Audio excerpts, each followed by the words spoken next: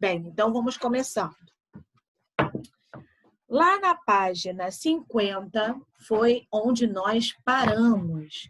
Então, na aula anterior, nós só fizemos as atividades da página 48 e 49, um pedacinho da 50, que era uma interpretação textual sobre as regras de como se fazer uma prova aí para um determinado concurso, lembra? E aí nós paramos na página 50, onde tinha até a Luzia estava mostrando o bonequinho dela que ela tinha feito, mas ela não está aqui hoje. Ela tinha pego esta ideia daí de baixo para mostrar um boneco que ela havia feito. E nós vamos parar um pouco nesta parte aí também. Nunca vi essa arte, professora. Que arte é essa? Então, esta arte recebe este devido nome. Acredito que alguns já tenham visto ou ouvido falar sobre ela. Deixa eu passar aqui os conteúdos de... Origami. Exatamente. Aqui.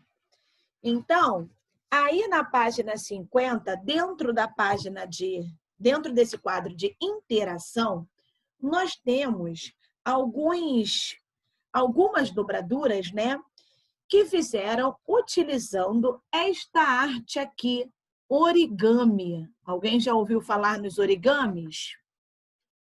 Os origamis, eles têm uma origem, né, japonesa, e ela significa a arte de dobrar papel. A origem da palavra japonesa, que vem de ori, deriva do desenho de uma mão, e significa dobrar. Então, o desenho que você faz só com uma mão, deram o nome aí, o significado pelo dobrar, e o kami deriva de desenho de seda, significa papel e espírito de Deus. Então, necessariamente, não que seja um papel de seda. Então, quando ele veio para o termo para ser utilizado em português, esse desenho de seda não seria necessariamente um papel de seda, seria apenas um papel. Então, a arte de dobrar um papel seria o termo que nós temos por origami. E tem diversos tipos de origamis, de animais a flores, a meios de transportes. Aqui tem alguns exemplos só que eu busquei de alguns origamis. Então, quem é muito bom na musculatura fina de poder amassar o papel, dobrar o papel direitinho, conseguem fazer quase que esculturas. E o origami, ele fica bem fixo. Então, assim, não é qualquer dobradura, né? É uma arte em que você não utiliza cola, é somente mesmo o papel e a sua ação de dobrar. Aqui nós temos alguns, mas sei que vocês já viram outros, porque aqui no livro, esse gatinho e esse cachorrinho está bem fácil. Mas por que o livro trouxe esses origamis agora aí? Porque o texto que nós havíamos estudado... Rapidinho. Fala. Avião de papel é origami? Avião de papel? Sim, porque é uma dobradura em que resulta num objeto. É um origami. Um origami simples, mas é um origami. Por que ele está aqui? Porque nós estamos estudando agora, né, textos instrucionais. Isso a gente vai ver mais um pouco detalhadamente na aula de redação amanhã. O que é o texto instrucional? Ô tia, Fale. esse coisa do AVA, rapidinho, só fugindo um pouco do assunto, esse coisa do AVA, ele, tipo, ele é só 2 pontos a mais, só que dá pra recuperar ele na prova? Você pode tentar recuperar na prova? A prova vai valer de 0 a 10. Esse ponto ia ser adicionado à avaliação. Se você não fez, aí já eram esses 2 pontos. Ah, beleza. Os textos instrucionais, né, eles dão, como o próprio nome já diz, alguma instrução. Então, eles ensinam alguma coisa. Por isso que os origamis estão aí. Porque para você fazer um origami, o que você tem que estar lendo? Um texto instrucional, onde ele vai estar te ensinando a fazer alguma coisa. Você lê também textos instrucionais quando você vai jogar algum jogo em que você ainda não conhece, quando você vai fazer alguma receita. Então, por isso que os origamis apareceram justamente nesse conteúdo aqui, porque ele vem como dica de um texto instrucional. Aqui nós temos alguns exemplos, olha, eu sei que são exemplos mais rebuscados. São todos pássaros, porém, pássaros dos mais diferentes estilos. E aqui eu trouxe esses origamis para mostrar que nem sempre a gente só utiliza os origamis para fazer animais, mas aqui, olha, tem construções de prédios, tem árvores, tem animais, objetos, alimentos. Então, a arte de fazer o origami, ela é livre e ela é vasta. Então, só basta você ter habilidade ao dobrar aí o seu papel, criatividade e saber obedecer toda a regra do texto instrucional. Aqui, olha, eu vou até mostrar um para vocês. E pena que ele não está aí, porque senão ele ia ver que eu ainda guardo o que ele tinha feito para mim. O Tiago fez um, acho que foi no início do ano ainda, porque eu já estava nessa sala aí embaixo, e ficou bem bonito. Olha, ele fez um há muito tempo, antes da gente estudar sobre esse tema de origami, ele fez um porta-lápis, todo feito de dobraduras. Olha, ele pegou folhas coloridas, na verdade eu acho que isso não é folha de papel ofício, é cartolina. Fez a dobradura e ficou assim esse porta-lápis que eu utilizo ali na escrivania da minha filha. Então, a nossa atividade de casa, que hoje eu vou fazer o contrário, vou passar primeiro a atividade de casa, depois é que eu vou colocar a gente para fazer os exercícios. A sua atividade de casa de português vai ser bem simples. Para alguns vai ser bem simples, né? Para outros, um grande desafio. Vai ser o quê? Você vai apresentar na quarta-feira aqui para a gente algum origami. Professora, mas eu só sei fazer aquele de barquinho. Serve você fazer aquele de barquinho. Professora, mas aí eu vou fazer então esses dois. Ah, esses dois aqui, tudo bem. Pode ser até aceitável, porque o que vale é você tentar executar esses movimentos que estão indicados aqui. Como eu vou fazer? Procura aí na internet, tem diversos moldes de origamis. Aí você vai ler o texto instrucional e vai tentar fazer. Não precisa ser folha colorida. Se você tiver folha colorida, ótimo. Se você não tiver folha colorida, não tem importância. Ou você pinta, ou você mostra mesmo a dobradura num papel branco. Tanto faz. O papel que você tiver em casa. Tem dobraduras que ficam lindas, feitas até no jornal. Ou com folha de revista, ou com folha de livros antigos. Não importa o tipo de folha, não importa o tipo de dobradura. Eu só quero que, para a atividade de casa, você tente executar alguma dobradura para nos apresentar. Igual eu fiz aqui, olha, este é o meu trabalho, a minha dobradura foi esta daqui. Eu vou também tentar fazer alguma. Também não sou expert em dobradura, igual falaram aí no chat. Também me confundo toda, pede para dobrar a metade, eu dobro um quarto, pedem para dobrar para cima, eu me confundo, dobro para baixo. Os meus também não saem perfeitos, mas também tentarei o mesmo desafio que vocês para o trabalho de casa. Tá bom? Está entendido qual é a tarefa? Você vai desenvolver para mim uma dobradura.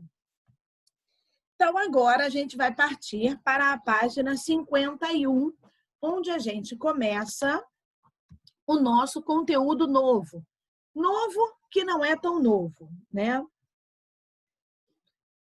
Se possível, se você tiver aí uma outra caneta, né, que não seja preta, ou um marca-texto, seria legal, porque os itens de baixo não vieram destacados. E aí seria bom da gente destacar algumas coisas aí neste texto explicativo sobre o conceito de números, lá da página 51. Professora, mas números, aí ó, a própria pergunta já vem. Números em língua portuguesa, já chega matemática, para que a gente vai ver números também em português? Porque os números, eles também fazem parte das 10 classes gramaticais que nós temos na língua portuguesa. Se junta lá ao grupo dos substantivos, adjetivos, artigos. Esses 3 nós já tínhamos visto no 7º ano. Aí agora vem este 4º, que é o numeral. E ele também está presente em português, porque a gente estuda diversos gêneros textuais em que se utilizam os números. Por exemplo, receitas, bulas de remédio, alguns textos relacionados a avisos. Então, os números, eles estão presentes também na língua portuguesa. Claro, a gente não vai ficar fazendo aqui contas, nada disso. Nós só vamos aqui nos atentar e identificar quando é um numeral, classificar quais são os tipos de numeral, escrever aquele devido numeral, porque tem vezes que a gente confunde se é 12, se é 12, se é 14 ou se é 14. Então, essas serão as observações que nós faremos em relação aos números. Por isso que aparece também números nas atividades de português. Então, está lá assim no início do seu texto. Quando queremos determinar a quantidade das coisas a que nos referimos, utilizamos palavras como 1, 2, dobro, metade, entre muitas outras. Essas palavras recebem o nome de numeral. Os numerais aparecem em diversos textos, mas principalmente nos instrucionais. Então, os textos instrucionais, que são os textos que nós estamos estudando neste capítulo, é um bom exemplo para a gente utilizar textos com números. Porque se você vai fazer uma receita, por exemplo, que é um texto instrucional, você vai utilizar muitos números, porque tem os números das indicações dos ingredientes, qual você tem que colocar primeiro, qual você tem que colocar por segundo. Então, é um tipo de texto em que a gente vê muito número. Não é uma matéria muito nova, porque eu sei que numeral a gente já viu em séries lá do Fundamental 1, assim como as suas classificações que vêm aí embaixo. Olha, os numerais, eles podem ser cardinais, ordinais, multiplicativos ou fracionários. Esqueci, professora, quais são esses tipos de numerais. Então, vamos dar aqui uma lembrada. Eles são bem fáceis, apesar de ter todas essas classificações. Vou tirar aí os modelos. Olha aqui. O numeral, ele quantifica quando você quer determinar uma quantidade no seu texto. Quando apenas nomeia um número de entes, o numeral é chamado de cardinal, só quando você quer colocar a quantidade. 1, 2, 3, 4, esse 50 aqui está até errado, esse slide já estava antigo, a gente não tem mais este trema. Então, o numeral cardinal é o número que indica somente as quantidades. O ordinal, o próprio nome já te dá a dica. Ordinal, ele está indicando alguma ordem. Então, ocupa uma série, ou seja, ele indica a ordem. Primeiro, segundo, terceiro, quarto, 25º, por aí vai. Então, cardinal é a quantidade, ordinal significa a ordem. Os multiplicativos, Os multiplicativos exprimem aumentos proporcionais de quantidades, indicando o número que são múltiplos. Então, multiplicativo vem do termos aí, ó, multiplicar. Então, são aqueles números que indicam múltiplos. Dobro, triplo, quádruplo e assim vai. Numerais fracionários, sei que vocês estudaram mais isso no 6º ano em matemática, são números que indicam a proporção, a fração daquela determinada quantidade, metade, 1/3, 1/10. E os numerais coletivos, o livro não trouxe aqui como classificação.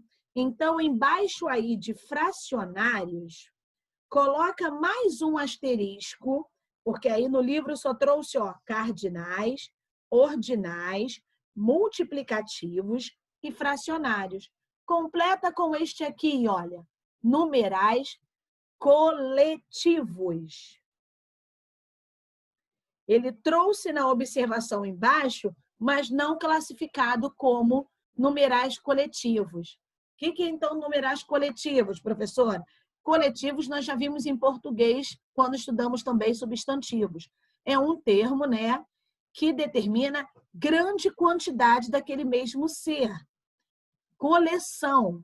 Então, designam este conjunto daquele mesmo ser.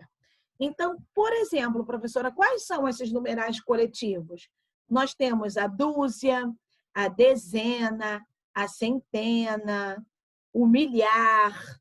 Esses são considerados numerais coletivos. Então, completa aí embaixo de cardinais, ordinais, multiplicativos, fracionários, coloca numerais coletivos.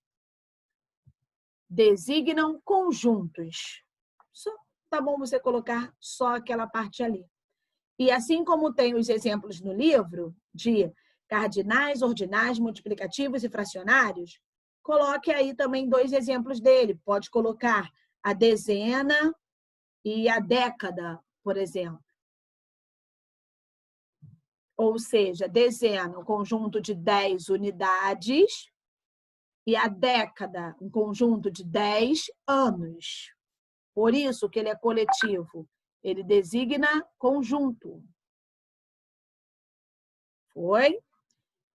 E aí, embaixo do seu livro, ele tem algumas observações sobre os numerais. Esta primeira letra A, eu já disse aí, que são os numerais coletivos. Dezena, dúzia, vintena, vintena. Vem do quê, professora? Eu nunca vi vintena. De 20. 20. Isso. Cento, centena, centúria, grossa, milhar, milheiro. Os numerais coletivos, biênio. Alguém sabe, por acaso? Biênio é relativo a quanto tempo? A que número? Um biênio. Já se passou um biênio. Ninguém sabe? Relativo a biênio. Bi. 2 anos. Certíssimo. Então, biênio é um tempo relativo de 2 anos. Triênio, 3 anos. Quatriênio, 4 anos. Assim por diante. Letra B, observação. Os seguintes numerais têm mais de uma forma. Então, como eu disse lá em cima, a língua portuguesa ela vai se atentar ao quê? A como a gente vai escrever os numerais certos.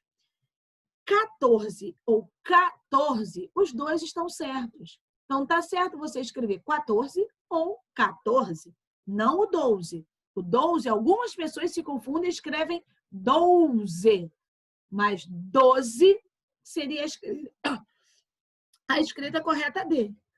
11º, que você pode colocar 11º ou 1/10, 12º ou duodécimo, 70º ou 70º, septingentésimo ou setingentésimo, noningentésimo ou nongentésimo. Então, esses são os numerais que admitem as duas escritas.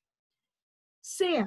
A leitura e escrita dos numerais, por exemplo, então, o português vai se atentar a como você escreve esses números por extenso. Letra D. Para séculos, capítulos de livros, reis e papas, a gente utiliza os ordinais, se forem até o 10. Os cardinais, se for de 11 em diante. Então, por exemplo, você vai falar, eu estou lendo o capítulo 5. Está errado. Se é capítulo até o número 10, você deveria estar utilizando ordinal. Então, eu estou lendo o 5º capítulo. E se você for escrever, você tem que escrevê-lo com os numerais romanos. E isso aí, essa parte aí já é de matemática, quanto que indica cada numeral desse romano, que você já estudou também em algumas outras séries. Estão perguntando aqui do 12? Não, então, na escrita é 12. 12 está certo. Disse porque tem gente em que confunde a escrita do 12. O 14 é que pode ser dos dois jeitos, 14 ou 14. Mas o 12 não. O 12 só tem uma escrita, porque na hora de falar é que a gente fala de maneira errada. Letra E. Com referência ao primeiro dia do mês, usa-se de preferência o ordinal. Então, hoje é que dia? Hoje é dia 1º de junho. Só que tem algumas pessoas que falam hoje é dia 1 de junho. Não que esteja incorreto, mas o mais ideal é que você, ao falar do primeiro dia do mês, você utilize o numeral ordinal. Hoje é 1º de junho, 1º de março, e não 1. E a observação F, não se usa ponto depois das abreviaturas de medidas de tempo. Então, se você vai colocar hora, minuto, segundo, metro ou quilômetro, tem algumas pessoas que colocam 3H ponto, no sentido de hora. Se você já colocou o 3 e o H, não precisa da indicação do ponto para você simplificar a palavra hora, não. Passemos aí rapidinho para a 52, para ver se vai dar tempo, pelo menos, de fazer a interpretação até a número 5. Vamos tentar. Ele traz um texto pequenininho aí, que é um texto em relação aos Guinness. Não sei se alguém já teve acesso a algum livro dos Guinness. Alguém já leu algum livro dos Guinness? Uma vez. O livro ou só algum texto falando sobre ele? O livro. Então, o que é os Guinness, né? São algumas curiosidades em que acontecem, em que são assim exemplos únicos que entram para esses diversos livros. Esse texto aqui vem nos Guinness Records, ou seja, alguém que fez alguma coisa assim extremamente diferente e entra para esse livro dos Guinness. E ele é atualizado constantemente. Por exemplo, às vezes, uma pessoa com 103 anos entra para o Guinness. Eita! Deixa eu falar um negócio. Oi? Posso falar um negócio? Posso dar um exemplo? Eu vi um cara que ele postou assim, falando por como ele entrou no Guinness. Ele andou sobre Lego. Muito, mas muito Lego. E entrou no Guinness. Um humano andando em cima de, vamos supor, ele fez uma ponte de Lego, é isso? Não, ele tá com um monte de Lego no chão pra ver, tipo, porque quando você pisa no Lego já dói, né? Todo mundo sabe disso. E aí ele andou da sala de estar dele até a garagem. Exatamente. Os Guinness, às vezes, têm alguns itens interessantes. Outros Guinness falam de coisas muito, muito absurdas. Então, esse texto aqui, ele trouxe justamente isso. Pessoas que fizeram ou vivenciaram situações absurdas e, mesmo assim, entraram para os Guinness. Vamos lá dar uma olhadinha. O livro de recordes é também um coquetel de esquisitices. Por que eu falo que ele está sempre se atualizando? Porque, por exemplo, uma pessoa com 103 anos entrou para os Guinness. Só que depois de um tempo, ficaram descobrindo que em outro país uma pessoa fez 104 anos. Então, aquela pessoa vai para o Guinness e toma o lugar daquela ali. Então, é um livro onde ele está sempre sendo atualizado. Esse daí, olha, já faz um tempinho. Foi o Guinness de 2017. Só que esse um outro exemplo do Guinness, só que esse é mais normal.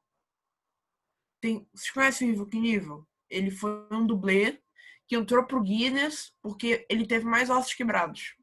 Mais ossos quebrados? Então, estou te falando que tem alguns exemplos no Guinness que são bem esquisitos.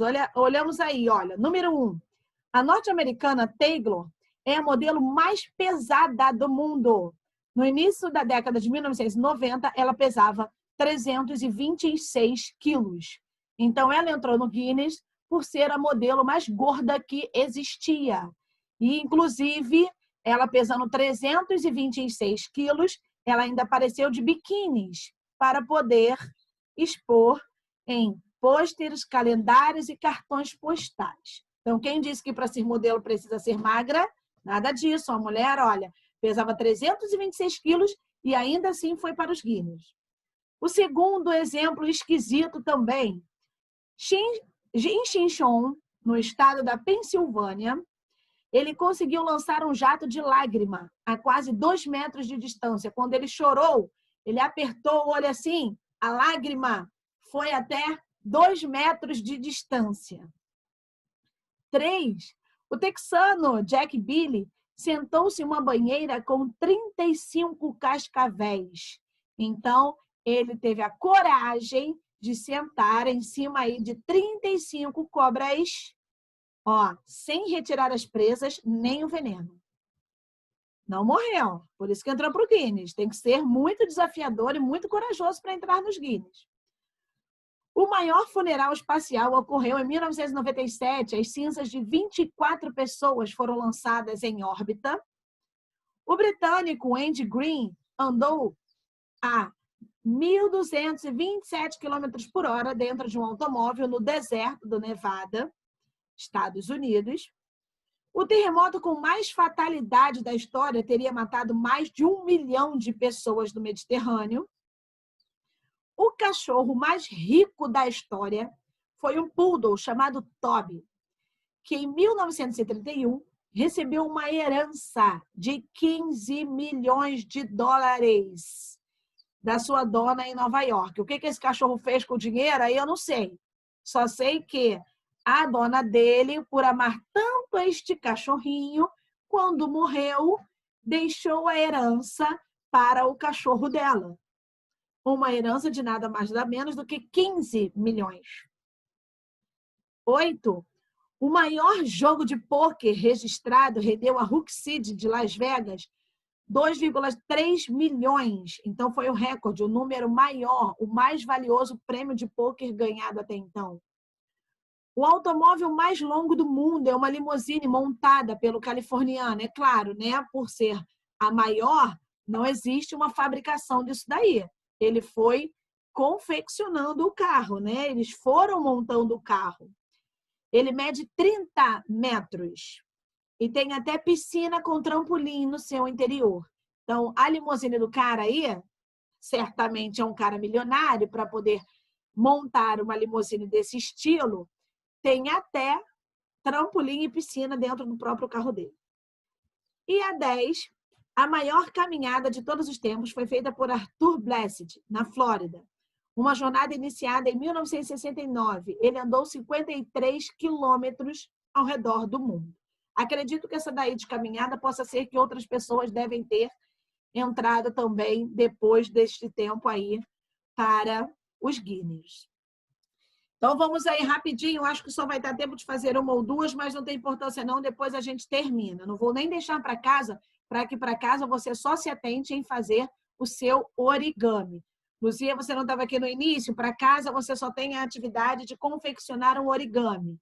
Eu sei que você já mostrou o que você fez, mas se você puder fazer um outro para nos mostrar quarta, melhor ainda, tá bom? Vamos lá, número 1. Pode-se entender que o subtítulo do texto se refere a várias coisas excêntricas, ou seja, coisas diferentes, coisas esquisitas, ou a bebidas especiais. O texto fala de bebidas ou coisas diferentes, coisas excêntricas? Excentricidade, coisas excêntricas. Exatamente. Então, coisas excêntricas. Claro que não está falando de bebidas. 2. Quem praticou uma esquisitice nos Estados Unidos, mas ele não era americano, Procura aí quem foi a pessoa. Ele não era americano, ou seja, ele era do Reino Unido, Inglaterra ou Escócia, não sei qual é o país precisamente, mas que... Andy Green, o britânico. Exatamente. Número 2, Andy Green. Ele era britânico. Lá na número 5. Letra maiúscula ao colocar o nome aí do recordista. 3. Qual a importância dos numerais para um texto instrucional? Por que um texto de instrução traz numerais? Alguém saberia explicar?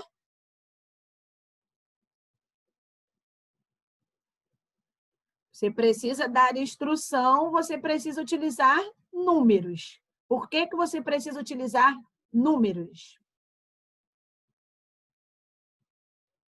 Para entender melhor? Entender melhor o quê?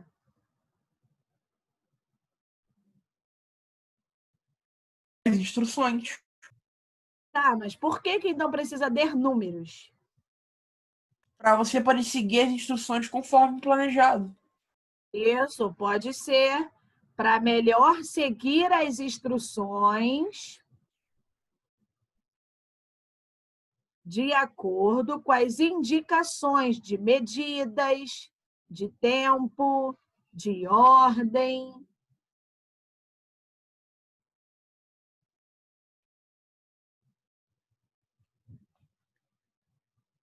Quatro, acho que dá tempo só de fazer a número 4, hein? No texto lido, qual é a importância dos numerais utilizados? Então, eles utilizaram vários numerais aí. Esses numerais do texto indicavam o quê? Indicação de ano, de quantidade,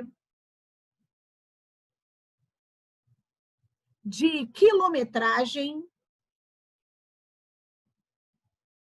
Acho que só tinham esses aí. Quantidades, por exemplo, 35 Cascavéis, ano 1998. E quilometragem, que foi, por exemplo, 53 mil quilômetros. Então, na 4, que foi a última aí, para determinar aí datas, quilometragens e quantidades. E a 5, que era só a última, para dizer se esse uma é numeral ou se era artigo. Vamos tentar ir rapidinho. Procurei uma casa de chá e encontrei uma, mas só servia chá preto. Uma casa de chá é artigo ou é numeral?